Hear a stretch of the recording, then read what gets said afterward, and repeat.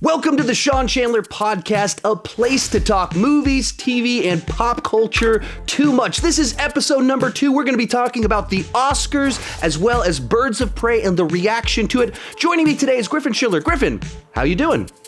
Hey, I'm doing pretty great, man. You know, it's always great after the Oscars. I feel like we can all calm down. You know, whatever happened at the Oscars, it happened, and we can just move forward with this year in film. So, we'll get into it a little bit later on, but like, I'm pretty excited to talk about the ceremony, but I'm also just really excited to move past it and then just start looking forward. Yeah. Especially when you have like 3 months straight of award ceremonies, 2 months straight of nominations, awards. So you just keep kind of having the same conversation for a little bit. This is the final one, the definitive answer. And then we can start to move forward and look at a new year. And of course, we're in February, so there's like not a lot of high prospects for Best Picture. Well, I actually think this February is better than some Februaries past. I think we've actually got a lot of stuff between Birds of Prey, The Invisible Man. That's right. You saw Invisible Man last night, didn't you? I did, and I can't talk about it because I know this is going out into the world. But I we can't even also put know the context under which that came up, so he can't say anything. But through deductive reasoning, we might have put something together, though we don't want to get Griffin in trouble. Continue talking about movies besides The Invisible Man.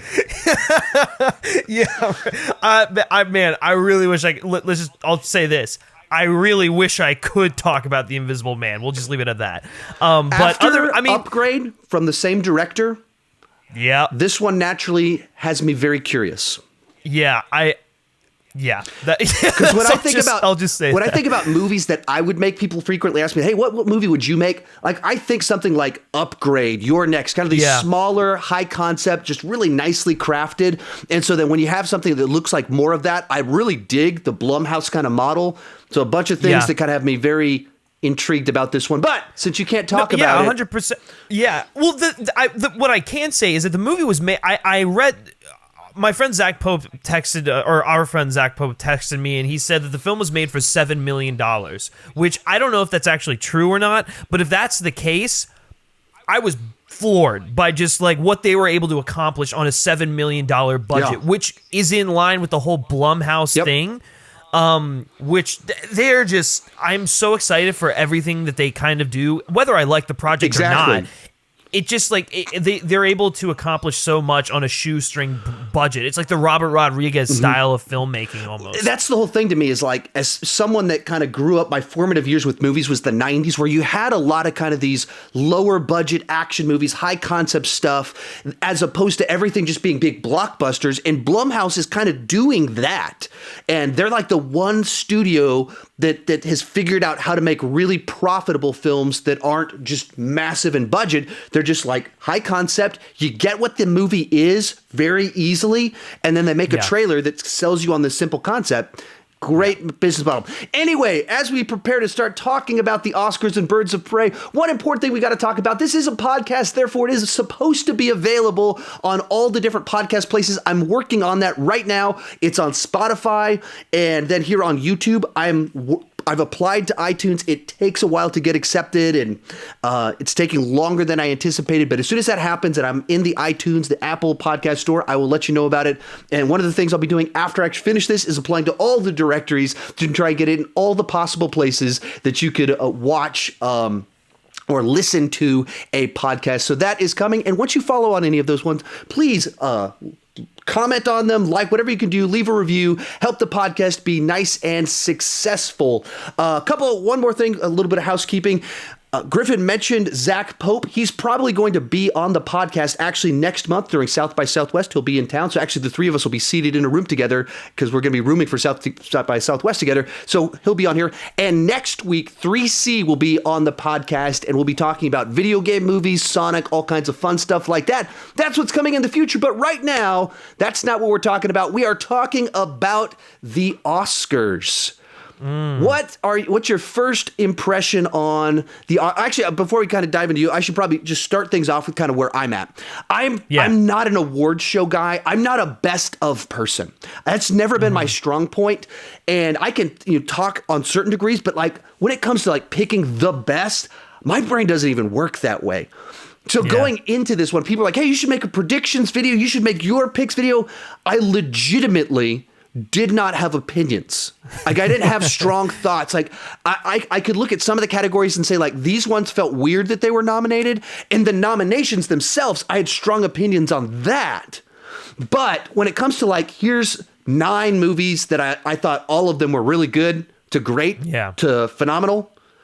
I don't have like this, oh man, any strong opinions like that. I can respect a bunch of different paths that people might have gone with that. So that's even the reason I'm glad that you're here is you're better in this territory of having stronger opinions on some of this stuff. So I'll pretend like I do, and I'm going to disagree with whatever you say. What was your take, kind of first impressions on the event itself and everything? Yeah, so I guess like just the show as a whole. Yeah, let's kind of start things off with the show, the no host, all that.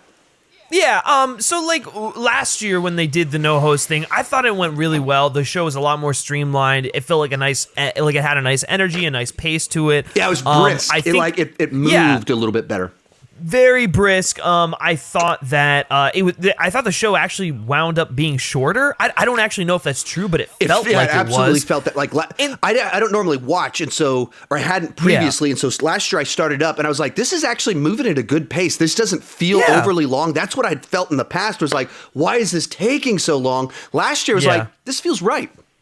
Yeah. No, I completely agree. Which is why when they said they weren't going to do a host again, I was like, oh heck yes! Like this is great. I think this will work, and like just do literally exactly what you did last year, and it'll be a great show. They kind of did that this year. They sprinkled in a few too many musical numbers for my liking. Yeah. I mean, they always do the best original song performances there. Realistically, I just wish they would just cut those out, right? Because the show goes on too long. And I think that last night or 2 nights ago, whenever the Oscars was, the big thing for me was it just felt long. It felt drawn out. There wasn't really an energy to it like it had last year. They felt like they were just adding in things to fill time. Like Eminem had a random performance in it, and I was just like, "What? Like what? Like cool? Like sure, it's cool to see Eminem perform "Lose Yourself," but like the best part, watching the reactions to the crowd, because whether the person was like doing this or rapping along with him, or the people that were just like doing that, whatever they did was hilarious as soon as it cut to the audience. Yeah, that was honestly, that if anything, that was my favorite part of it, was like, the memes going around of like Billie Eilish and her brother Phineas, and then like Idina Menzel's like, what? And then, Kelly Tran was like all in. Yeah, and then Martin Scorsese and I think his daughter were just like just crossed arms. The reaction shots were just priceless, and so like if anything, that's what I'm happy came out of it. But realistically, we didn't need that. Right. Like, come on, just like make it move, go faster, just get through all the shit. Right. Like even to your point of, I don't think we need the songs. It feels like one of the least consequential of the categories, because you even think the movie Rocket Man, like that song, I don't remember it. Like, I do not remember that song. I remember Into the Unknown because I literally have heard it at least three times every day since mid-November in my van or driving my kids anywhere. Yeah. But like the one from Rocket Man, it's like, that is not the song from that movie that I remember. I remember all the classic Elton John songs. And then it's a category that almost feels like it's designed just to have songs during the thing, but it just slows it down because you 5 times 3, you're adding 15, 20 minutes to the show. Yeah. And I think the big thing was that like last night, 2 nights ago, it almost felt like I was watching the Grammys to some extent. Mm-hmm. Like, cause the Grammys is really tedious, and like it takes them forever to get through all the categories, because they're doing all the musical numbers and whatnot. And like, they had like however many musical numbers were there, but it just felt like it was dragging on. Like they kept adding stuff in. And then like, look, I appreciated the best original score little number that they did. Like that was cool. That was different. But also like, I think at that point I was just like, oh God, is it another performance? Like, can we just please just get to the awards? Yeah, think about it, because that's 7 musical numbers. Because the 5 nominations, Eminem doing his show that was supposed to happen 18 years ago. If you guys don't know the story on this, like he was supposed to. It's the only nominated song that ever didn't get performed at the show because he wouldn't censor it, and so they didn't let him do it. 18 years later, they're like, I guess they shook hands, figured out a way to make it happen. So then that's 6, and then they did the score number. So that's 7 musical numbers. If they're only 3 minutes long, we're over 20 minutes of the show doing musical numbers. I know. And it's 8 because then we had the Kristen Wiig, Maya Rudolph. They decided to sing us a song too in the middle of their improv bit that did not land particularly. Oh, they didn't work for you? Oh, I actually quite enjoyed it. I thought they were funny.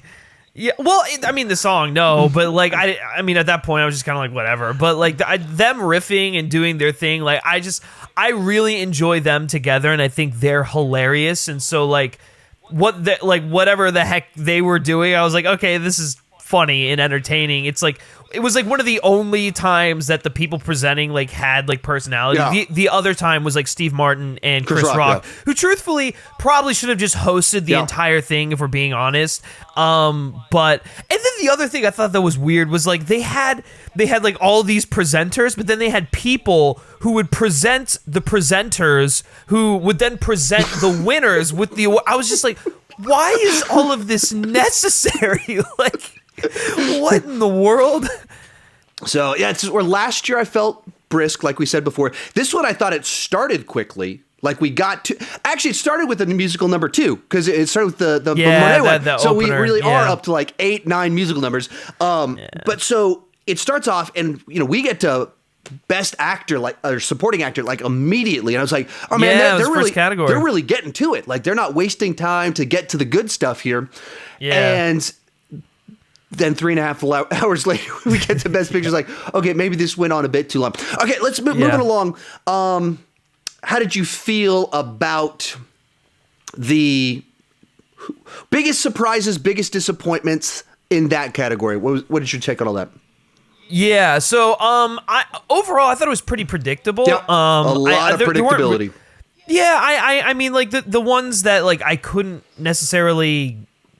Like, I don't know, there were a few surprises. Like, I think I thought Parasite was going to take production design. It went to Once Upon a Time in Hollywood. Once Upon a Time in Hollywood would have been my second choice. So it's like even when I got it wrong on my predictions, I was like, oh, okay, so they just went with the other choice. So I mean, really, it just came down to the fact that Parasite won the 3. It like took the Triple Crown. Basically, it won Best Original Screenplay, Best Director, and Best Picture, which is just kind of nutty because I don't even remember the last time a film did that. Right. And the fact that it was a movie. It was an international feature. It wasn't even an American film. Is like even more unprecedented. I thought I knew it was going to win Best Original Screenplay after the WGA and BAFTAs. I had a feeling that Bong would probably win director, but I still went with Mendes just because he won the DGA and the PGA, and the film won the PGA. But like I wasn't. I don't know. Part of me was like, well, people like Bong.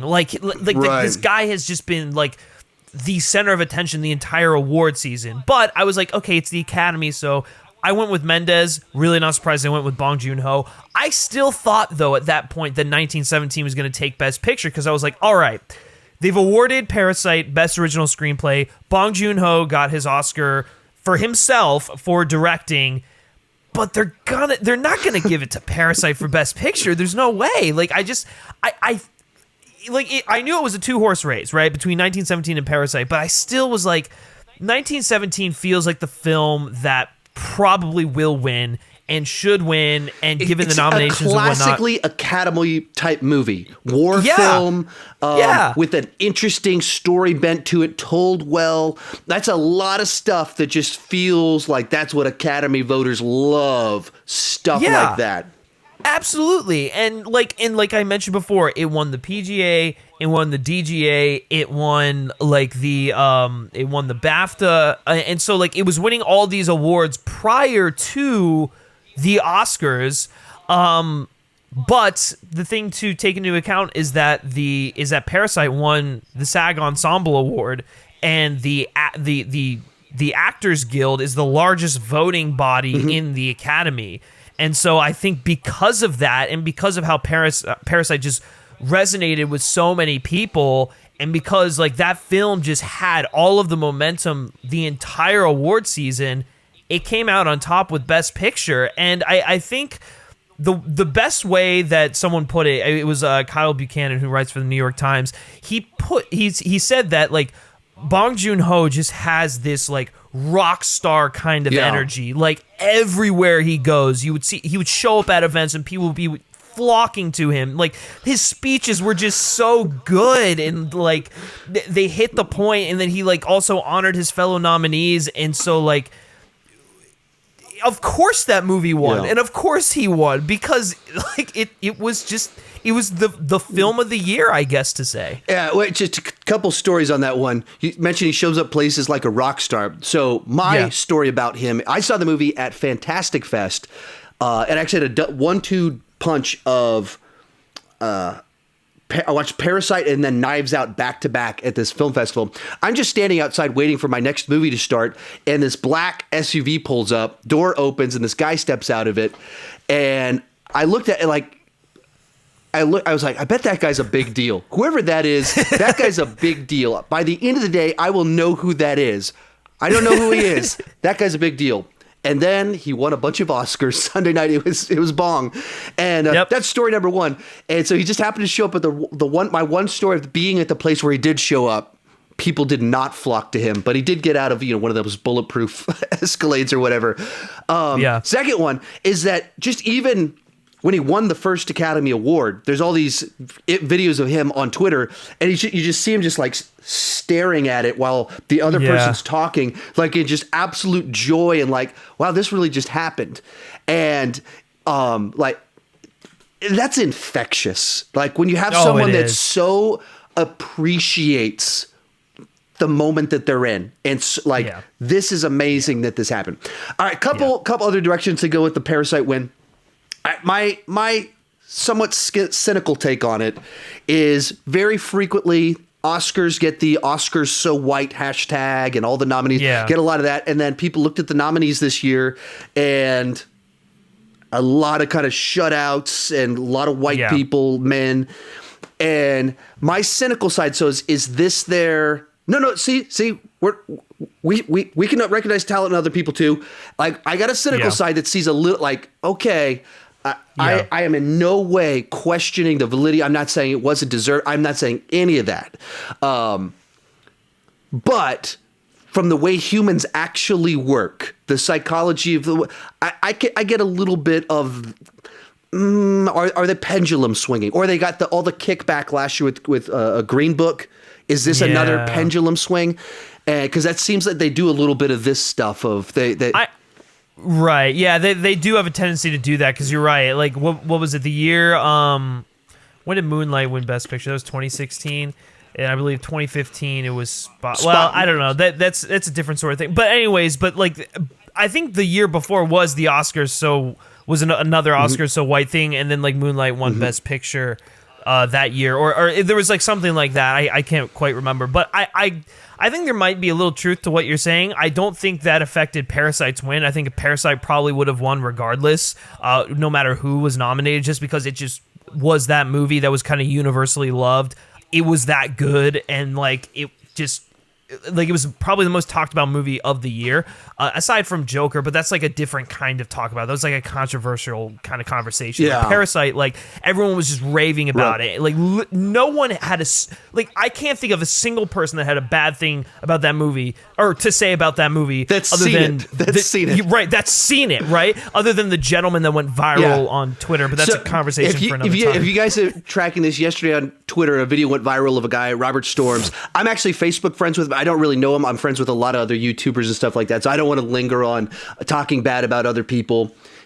The clip does not make him look the best, and some of his arguments not the best. So we'll leave it at that. But yeah, but going back to your thing about that, you're right. Like, it's a big, it's a monumental thing. It's historic. It should be celebrated, but don't let, I think we can do two things. We can celebrate what they've accomplished and still criticize them for not being where they need to be. You know, this goes back to the nomination process. Like, this is, we moved past that process, and you guys succeeded in recognizing diverse talent, and then also, you know, recognizing arguably the things most deserving of that.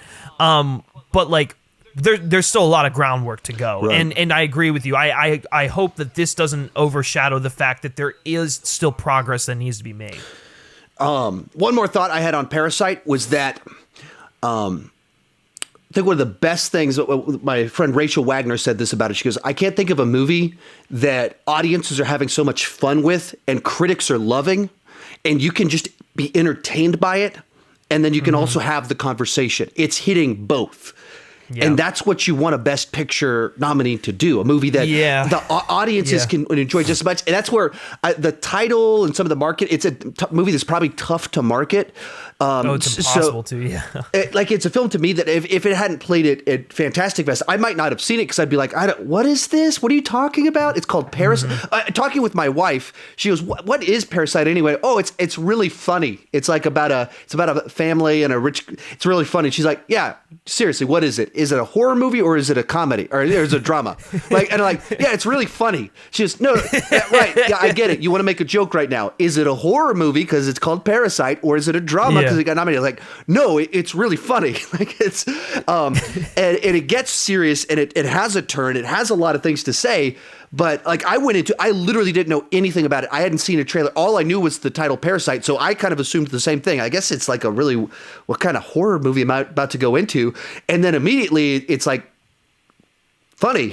And it is funny for an hour straight. And you're like, okay, what am I watching? I don't quite understand this. And that's what I think of when I think Best Picture, a movie that really can make something that's enjoyable and has something to say and is incredibly well made. Yeah, I completely agree. Yeah.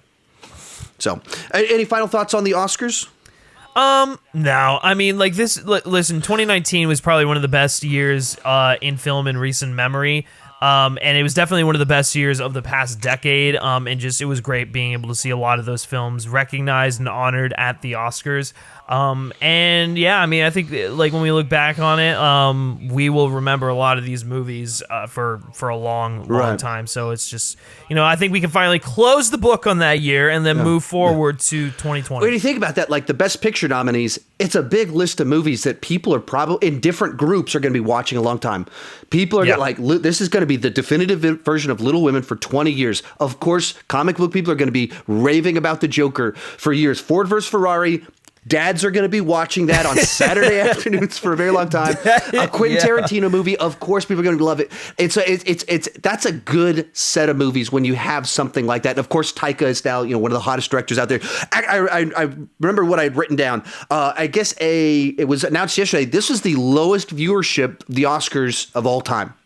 Yeah, and I thought that was interesting specifically because I thought the nominees, I thought would draw more people in. It's a set of movies that more people would be like, I've seen those, I'm interested. Case in point, obviously I do this full-time review movies, but this is the first year I can remember where I'd seen like all nominees when they were nominated. And that's a little bit because I got a little bit lucky with Parasite at Fantastic Fest. And then a lot of that is they just made they nominated a set of movies that people actually saw connected with. It was great movies that everyone can connect with. And so that was surprising to me that the viewership was so down. Do you have any theories on that? I don't know. I mean, maybe it's just it's tough. I guess it is tough. I mean, maybe people were just kind of like, they didn't want to watch it because it's like so long, or maybe they like started watching and then tuned out. It should be noted that while it's the lowest viewership that they've had in like what did you say again? It was like the tweets at all time was it? I think of all time? Jeff Snyder, I think, tweeted out lowest of all time. Still 23 million viewers. So not a bad number, but no. It is still the most watched award show of the season. Like more so than the Golden Globes, more so than the, whatever. Probably even more so than the Grammys, honestly. But one theory could be maybe bring back a host. Maybe people do like that. Like to have a personality that kind of like steers the show forward, moves it forward. Maybe I don't know. Maybe cut out, like I said, cut out some of the musical numbers to shorten the show, but also like someone put out a tweet and they said produce a show with a sense of its history. So like show a lot of clips, honorary awards and stuff like that. I think that might be an interesting way to fix it. Because I remember like at least back in 2014 or like maybe a couple years ago, the shows would be like really like clip heavy and interactive. There'd be like some really awesome graphics, and I feel like they've just gotten a little lazy on that. But the other thing is, I think they just need to stop chasing an audience that is not going to watch them, right? They just need to, and it's really funny because this is just such a YouTube thing, but like, chase your core audience, play into them, play into cinephiles, film fans, and people that love this medium, not like someone's parents who are going to maybe tune in on Sunday night because they maybe want to see Brad Pitt for like 5 minutes. Like, play into the people that support these movies and that love the industry, because they're ultimately the people who are going to be watching your show for the entirety of the 3 hours that you have it slotted for. And the last thing I'll say is probably don't have it this early, which is kind of weird to say because I always hate that it's like super late in the year, but I think they overcompensated for it a little bit, and it was a little too early. So I don't know, maybe sometime in the middle of February in that sweet spot, not the weekend after the Super Bowl. Right. That was like, even with my family, it was like, like we try and do Sunday nights as kind of family fun nights where we put the phones off to the side and do something just like a board game or go to the park. And so then it was like 2 Sundays in a row if we had to break our schedule because of like these big cultural event type things, which granted in its own way was kind of fun to be like, one week it's like, here kids, this is the Super Bowl, let me explain football to you, and the next week here's the Oscars, let me try to explain this one to you. But having it back to back was pretty weird. I think that did affect it, because people were like, well, we had our parties last weekend, we're gonna take it easy, we don't really care about the Oscars. So whereas like if you had it in the middle of the month, or like maybe like when they usually have it the end of February, where people are like, oh yeah, the Oscars, let's watch it. Like, I feel like they'd probably be more inclined to tune in. But it's weird because I hate having to wait so long because we're already like 2 months into the year. But I guess like thinking on it kind of makes sense given the scheduling until then, Yeah, so I got a couple more thoughts. Me coming a little bit more from the cynical towards award shows, frustrations with Hollywood side of things. I think they kind of had that 10 years of, we're going to have James Franco and Anne Hathaway host. It's like, oh, what did we just do? And then was that Seth MacFarlane singing, "We Saw Your Boobs"? And then and it's like very much an identity crisis. And then everything that went down last year where it just felt like Hollywood eating their own and just like no one is good enough to host and they're just digging up dirt. And so I think there's a certain level to which that kind of burned a lot of people. And then, but last year at the same time, while they were at the height of burnt last year, people tuned in out of morbid curiosity, like, wait, no host? I got to see how this is going to go. And they went, oh, but it kind of worked. Well, that I thought I was going to watch like this crazy dumpster fire, and it wasn't that at all. It was actually pretty good. But that didn't, because they're like anger watching, it doesn't translate to someone coming back the next year. So I think there's a little bit of that just lingering. They need, even to somewhat you said of like, figure out who their actual target audience is, their brand, and lean into that. Just do your brand right, as opposed to desperately chasing after different groups by the worst imaginable pandering of James Franco in a dress or something like that. Like, no, you're not going to get the Family Guy crowd to watch the Oscars by having Seth MacFarlane sing "We Saw Your Boobs." That is not how that works at all. So I just think there's some of that lingering taste of frustration with Hollywood in the masses that kind of hurts it. But 23 million, like, once again, this is not a small number. This is all these CW shows that I watch get like 2 million views. So exactly. This is 10 times that. So moving along from there to the other big thing to talk about from this weekend, Birds of Prey came out last week. I hadn't seen it. You had seen it, so you told us it was fun. You said way better than both Deadpool movies, and you'd be willing to fight Zach Pope to prove it. I did, and I will still do that. I believe that it is better than both those movies. I need some time. I certainly think it's better than Deadpool 2. I'd have to see how it sits with me with time. At my coming out of the theater, seeing it 2 times, I was like, I think I do have it above the first Deadpool. It's like this above it. It's not this. I'm not going to fight Zach over this, though I might fight him anyway. But, I mean, it's right there with it. I thought they really marketed the movie horribly and made a film that I actually did enjoy. And they sold me a movie that I was like, I don't know what this is, which is really frustrating. And so a couple things to talk about with it. First one is just it underperformed. It only made about 35 million. It was projected like 55 million. So I even saw some early projections that were like, oh wait, maybe it might get like 80 to 90 million, and I was like, oh wow, this is like this is awesome, And then 33 million. So there's a couple different things that kind of came out of that. The first one is like, oh man, like what went wrong, and disappointed, because anytime you say one number come below it, you sense that disappointment, and then you have a group of people that want to spin that into a narrative that I just don't think is even remotely close to good analysis. And so the whole go woke, go broke, it's a bomb, it's a failure, it's a disaster. I just don't see any of that. First off, we'll talk about we'll talk about how woke it is in just a moment, but on just the level of the box office stuff, the movie cost 85 million to make. 85 million. So right off the bat, your expectations and their expectations for what it's going to do is not the same thing as Endgame. It's not the same thing as Captain Marvel. It's not the same thing as Black Panther. It's not the same thing as Spider-Man. All of those movies had at least double its budget, maybe triple its budget, right off the bat. You just have to rearrange what you're imagining this movie can and should do at the box office. Second one, globally, it made about $81 million in its first 3 days. So it's right below its production budget. I tweeted this out and immediately a bunch of people agreed with me, like, yeah, let's put things in perspective. You always have people that respond back, but the marketing. Right. I get it. Box office analysis is a lot more complicated than just production budget and box office grosses. You also have to factor in that studios have their cut of the movies and certain people get a percentage of the gross. It's complicated. But as a starting point, a movie that makes back its production budget globally in its first 3 days, that's just not a bomb. It's not a disaster.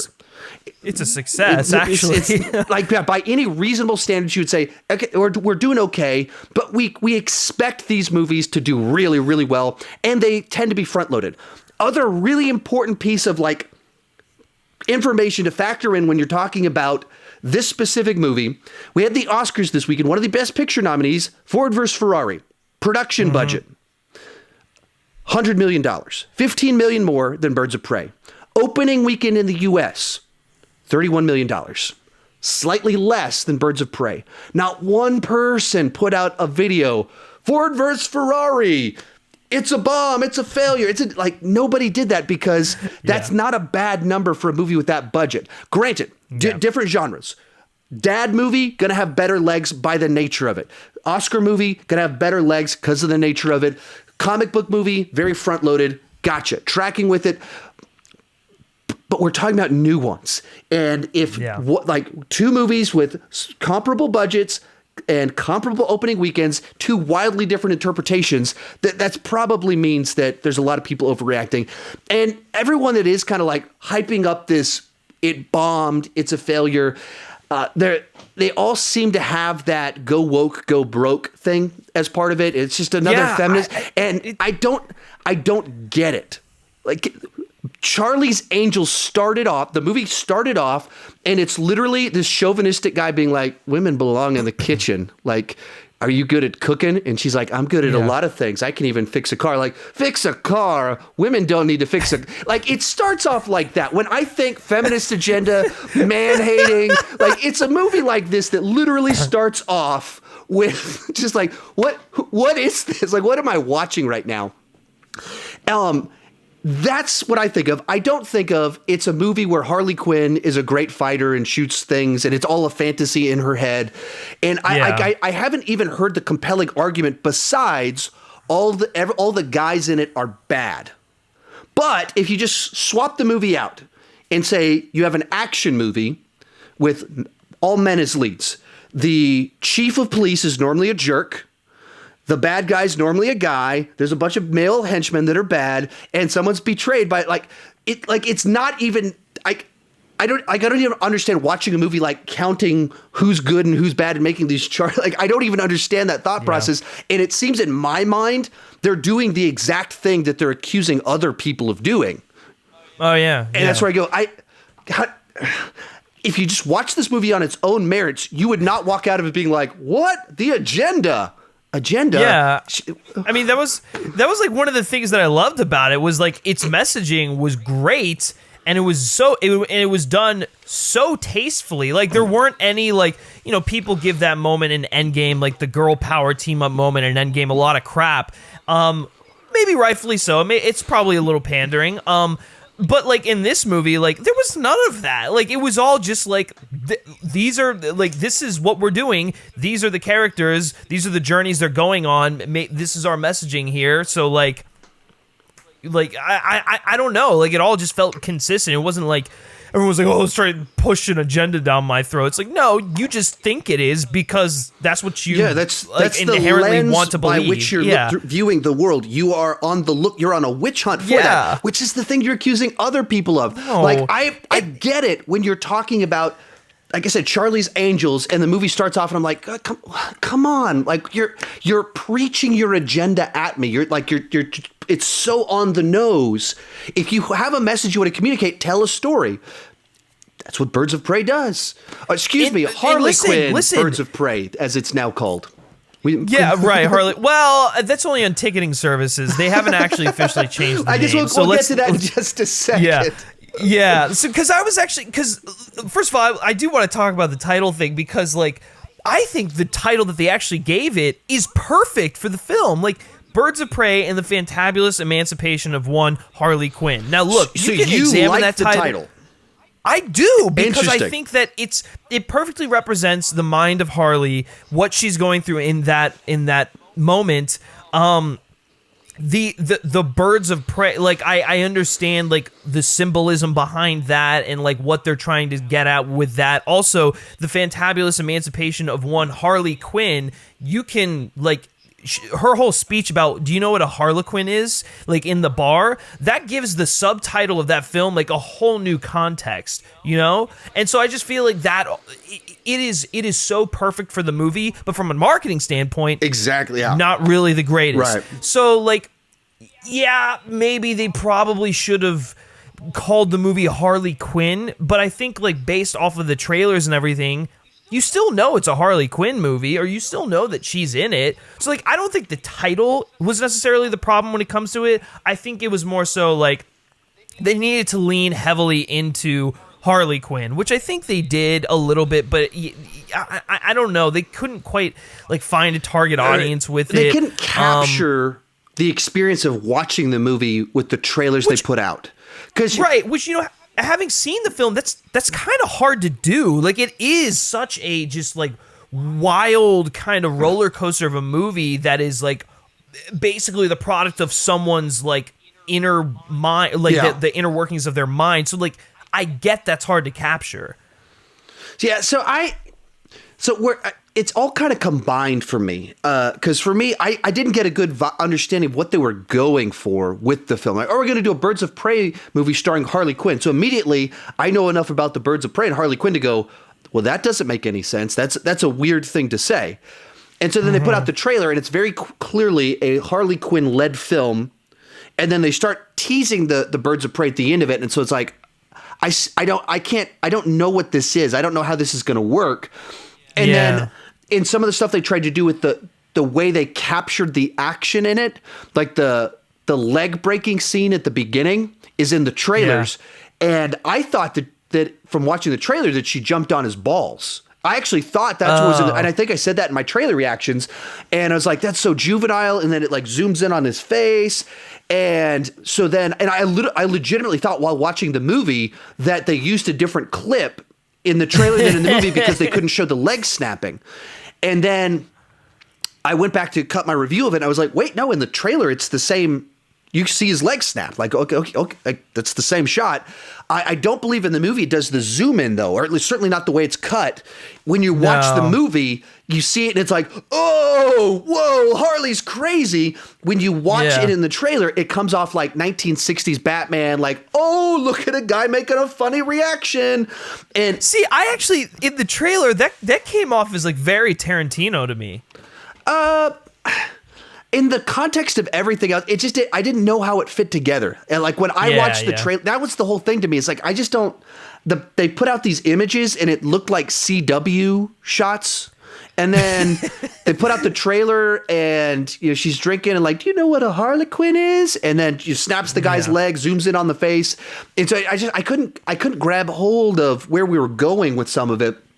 Yeah. And then you watch the movie and you just immediately, I don't want to go into spoilers specifically, but, you know, it starts off with kind of her backstory of sorts in a way that you're like, you immediately get this movie is her mind telling her story and it just interpreted totally differently.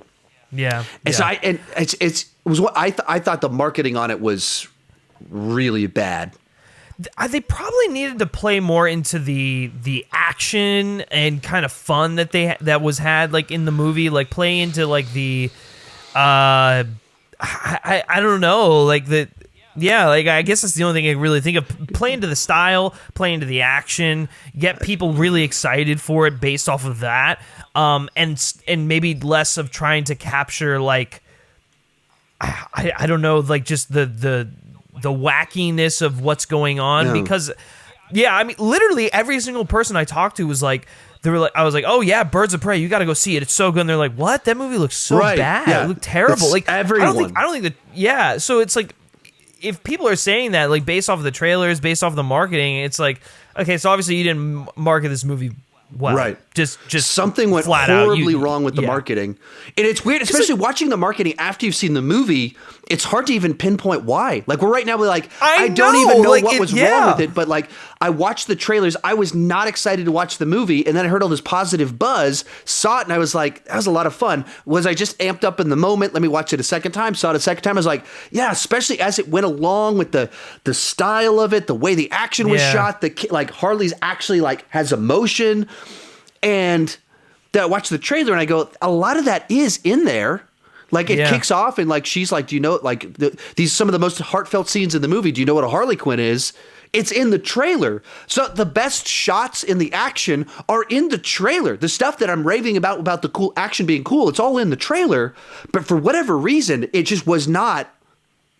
It didn't capture the experience of it. And I wonder if maybe it's even if they needed to do like have a trailer that was more like a longer scene as opposed to like doing like quick cuts. Like would it play better if you had, I would think it's kind of a negative example, or I don't know, actually don't need to cast judgment of like the first trailer for Frozen 2, the first minute is just Elsa running into water. And it like plays out this whole scene. So if you could take like a scene in this movie that kind of captured it a little bit, and then the second half, now that you've accustomed our brains to what we're really watching, but I don't know. Actually, the first trailer, also the musical choice, I thought did a kind of is a little bit too serious while being whimsical, and so it didn't feel quite right either. So anyway, that's some thoughts on it. Other one I want to talk about on this one real quick. The reaction from people I've talked to seems to be pretty split. Well, it's split three ways. You've got the go woke, go broke crowd that think it's trash, and that they can't, who haven't even seen it, or some of them they seem to indicate they did, but they never could give me the, like, what's the scene that's builds that argument. Then, majority like, oh, that was a ton of fun.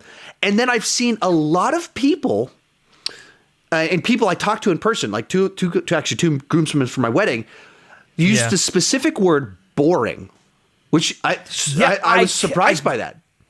I can't even imagine, nothing about that film. I've also seen it like 2 or 3 times, and I'm like, not once am I bored. I have yet to understand that argument at all. It is like constantly just like entertaining. Like, yeah, it's not action all over the place, but there's so much style. There's so many interesting things going on with the characters. There's so many like eccentric characters that are just like super enjoyable to watch. Like Black Mask, or like Harley, and like even like Renee Montoya a little, like she's got her own thing going on there. And so like to say it's boring, I don't understand. Like, yeah, like when I heard that specific word, I was like, the guy that said it is Vincent. He was actually the best man at my wedding. So I've known him since the 3rd grade. He's a lot more indie film. He's not a big blockbuster guy for the most part. And so when he said that, I interpreted through it, it's just him. And then I kept hearing other people say that same word. And I was like, wait, it's not that. Even our trying to find the right tweet. Our friend Jared Buckendall, he's normally high energy. He does like comedy movie reviews, and he was negative on it. So I was trying to find the exact tweet, and I was like, "This is fascinating," because I was not expecting him to be one of the people to say that. And one of my buddies that said that he was kind of bored by it. He does editing. He said that, well, I think maybe it was because the fight scenes have so many long takes in the fights, and therefore they didn't have the energy. And I was like, that's what made them awesome, is that it's like these wide, long takes. That's, as I say that constantly in my reviews, I either criticize a movie for being too close up and choppy, or I praise it for giving me like these long takes where I can see everything with good choreography. And this was long, wide takes with great choreography. Some of them, not just great choreography, but great atmosphere. I mean, the prison sequence, both sides to it, you either have confettis in the air and these clouds, or there's rain. And so it's big, long, wide shots that are just gorgeous to look at with cool stuff happening. And so you hear him say, like, I don't even know how to respond to that. Yeah, well, and I mean, I guess my thing is, like, why is that, like, applauded and like beloved in the John Wick movies, but like in this movie it's boring? Like, right. Like it doesn't, like, that doesn't make sense to me, because it's like it's the same people who did the stunts and like directed those sequences in the John Wick movie, right, did the action in this movie. And I actually thought the action was like really creative. Mm-hmm. It like utilized the environment, like the funhouse scene. They're like flipping hands in people's faces. They're bouncing on trampolines. Like, it's just a really inventive way of like showcasing each of the characters' individual fight style, and like, but also like feeling very like realistic, like there wasn't a whole lot of CG in this film, which I loved. It was a very practically like executed movie. Watching it the second time in particular, I was like, oh, one of the reasons I really enjoyed this is because it's not a big blockbuster spectacle film. Yeah. This, like, I love mid-range budget action thrillers. That's the stuff that I grew up on, and we don't get very many of those anymore. And that's kind of why John Wick is one of those movies that pops out, because it is a beloved franchise from the last decade that is mid-range budget, practical action and stunts. And now Birds of Prey is a movie in one of these franchises that is mostly big spectacle films like this. I mean, Aquaman is just CGI everything. And then you have this movie where the big climax is a bunch of people having a fist fight in a funhouse, and then Harley Quinn on roller skates dragging behind this car with, allusions to kind of like the chase in Raiders of the Lost Ark, where she's on the front of it and stuff like that, except through the mind of Harley Quinn. And I was like, this is, right. I love that we're getting this. I love that we're getting this new thing. Here's the tweet that Jared wrote. And like if you don't know him, if you don't follow him stuff, go check him out. But Jared Buckendahl, very lively, vibrant, and so I thought he would be prime audience for this one. He wrote this: I can sit here and say Birds of Prey was boring. It takes 45 minutes to get into the film. The musical choices don't land. Most of the humor falls flat. The structure of the unreliable narrator muddles and results in a muddled story, but I won't. I can just say it's a movie that I won't watch again. And I was like almost everything that he listed, I was like, I feel the opposite. Yeah. Like I feel the narrative, if it wasn't an unreliable narrator, it wouldn't work. But the fact that she is an unreliable narrator, you can tell kind of this fantasy story where she's raiding the police station with a beanbag gun and confetti and things like that. Yeah. And you can do that because it's unreliable and because it's this chaotic back and forth. That's what made a story that could be a little bit too straightforward and simple interesting, because you're watching this ensemble and how everyone plays into it at different points in time. So it was just interesting. Like if people said one of the guys I went to go see with it the second time, he went, this is kind of like when you go to a new restaurant that someone tells you is great and you try something new you've never had before. And it's interesting. It seems like it was cooked great and I just didn't like it. I would totally get that. Like I would not hold that against someone, but when they're specifically using the word boring, I'm fascinated by that take on this film. Yeah, it continues to baffle me, but I don't know. So, closing out today's episode, real quick, let's do a little section called Deep Cuts, where we're going to kind of make some... Deep cuts. Yeah, deep cuts. We're going to make some recommendations that are slightly deeper cuts than people normally are thinking about, or whatever thing comes to mind. Today, since we're talking about the Oscars... What are some Oscar movies in your mind that people should check out that they haven't? And I'll kick things off. And I'm gonna I was gonna say you kick. I'll kick things off and cheat a little bit and say, if you're kind of one of my younger viewers, listeners that isn't as much into modern day Best Picture winners and stuff like that, because things have shifted a little bit in the kind of things that sometimes win and get nominated. Go check out the Best Picture winners of the 90s. During the 90s, like they went for like big hit movies. And it's like Braveheart and it's Forrest Gump and it's Saving Private Ryan. And they're movies that are like, they're all big, they're well-made, great actors, but they're designed also to be big hit movies. And the way people consume films now, that's not... Like, people watch big blockbusters now. They watch comic book movies. Scorsese isn't entirely wrong about all that. And it's changed what types of movies get made as prestige films. And so then that makes a scenario where a lot more prestige films are smaller types of stories. Yeah. And so, like I said, if you're kind of a younger, a little bit skeptical, go back and look at the list of Best Picture winners throughout all the 90s. It's a diverse set of films. They're different. They're interesting. Those are the movies that made me love film. Like, I'm in middle school and my parents are like, all right, we'll let you go see Braveheart. Changed my life. Getting to see it, it's like the limbs getting cut off, and it's this big epic story. Forrest Gump came out a year or two before that, and like these movies that when you're a little kid, you're used to just watching Disney movies, and then it's like this drama that I could watch in middle school. It was this huge, massive hit movie. So good it beat out Shawshank Redemption and Pulp Fiction, which people that's right. Sometimes history's kind of funny that way.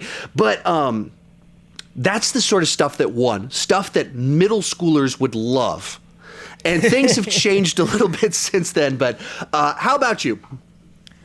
I mean, like, there's so many you could go with. I mean, like, you could go, like, all the way back and just, like, because I don't know. I guess if you are some of the younger viewers, go back and watch, like, classic movies that were nominated for Oscars, like Alfred Hitchcock's Rebecca. It's the only film of his to have ever gotten awards love. Really. Sorry, there's like a massive truck in the background of this right now. I started to hear that and I started looking up like, what am I hearing in my headphones?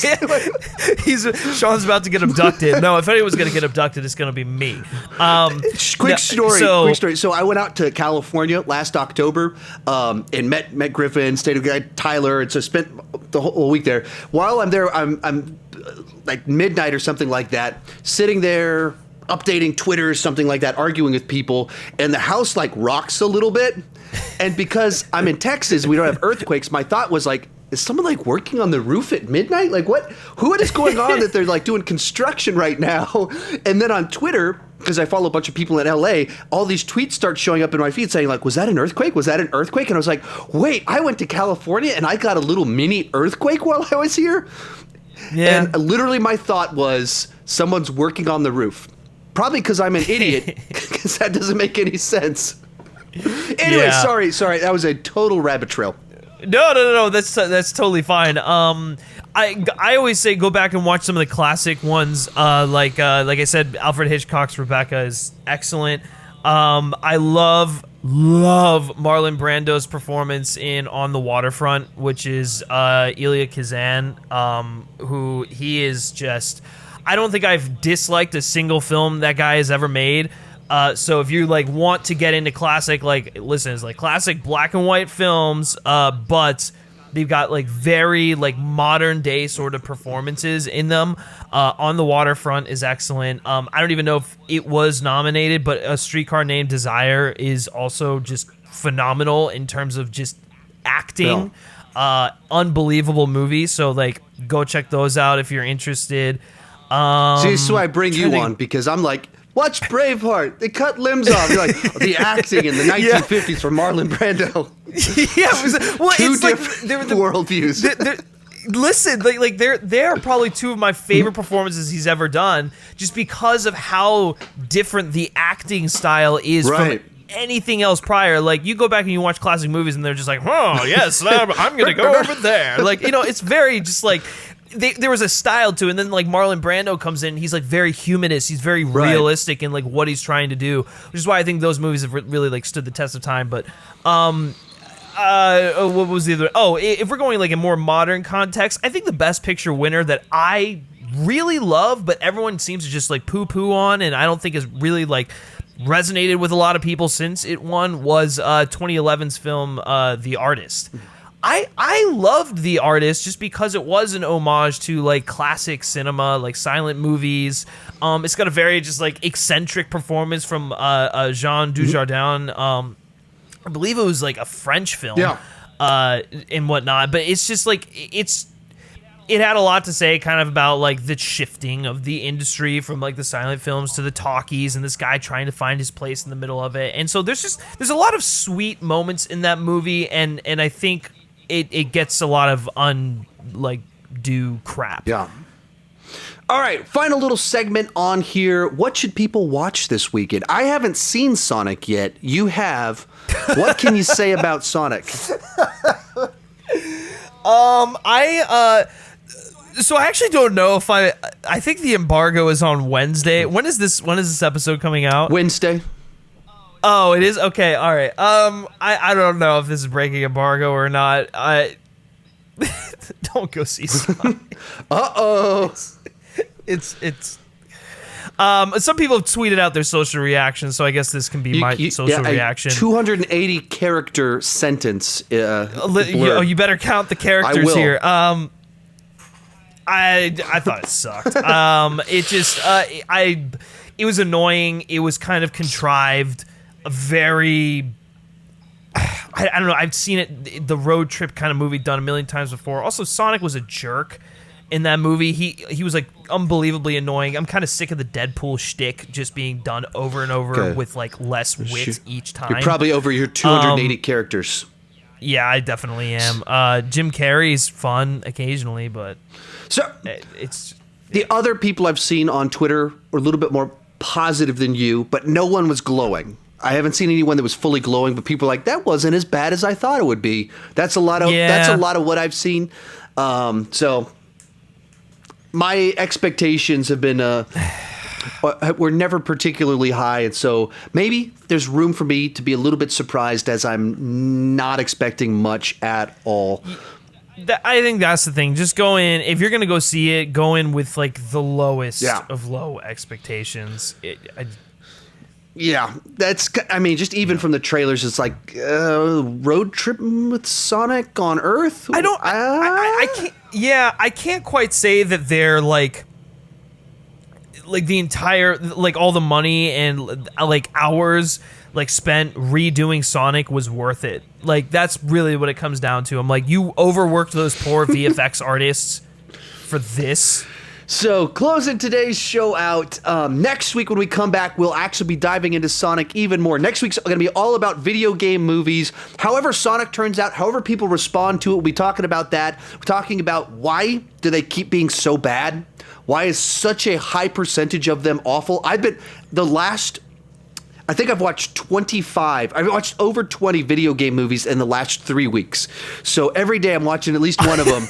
And it's pretty phenomenal just how awful to only mediocre they are. Like there's nothing even up here. So there's really interesting because I did an interview with the composer for Birds of Prey, Daniel Pemberton, and something interesting about him was he got his start, not his start, but like growing up, he wrote tips columns for video game magazines, and so he was he's a big fan of games and whatnot. And so I asked him the question. I was like, why has there not been a truly great video game movie? And he was like, I'm as like mind blown as all of you because it's basically gift wrapped to you. Like it's like you have stuff like Metal Gear, you have stuff like Assassin's Creed, and he brought up Uncharted, which is like it couldn't be easier if you tried. Like you literally just have to adapt it. And so this is a tease of what we'll be talking about next week in extensive form for about 20 minutes. Remember every great thing about that conversation. 3C will be joining us as well, as he's all into retro type stuff and things like that. So this should be a great conversation next week. Griffin, where can we find you on the internet? Yeah, you can find me on the Film Speak channel, where I will have my glowing review of Sonic up within the next couple of days. And then you can also look out for my review of The Invisible Man. And then you can also follow me on Twitter at Griff Schiller. And remember, this podcast is currently only available on my YouTube channel and Spotify, but as soon as possible, it's going to be in all the other places you're looking for it. Some of them they take time. They have to approve you. They look over your stuff first. And so I literally applied about 2 weeks ago for Apple and just haven't heard back. But as soon as possible, it will be up there. Thank you so much for listening, and some of you for watching, and keep talking movies, TV, and the Oscars way too much.